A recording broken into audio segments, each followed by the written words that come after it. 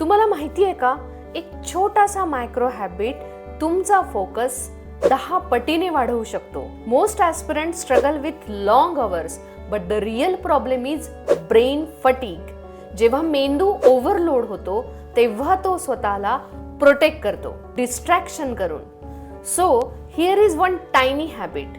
30 second breath reset. फक्त 4 second inhale, 4 second hold आणि 6 second exhale. This switches your brain from stress mode to focus mode. Try this before starting study, before revision, before mock test. आणि तुम्ही स्वतः बघाल की energy suddenly settle down होते.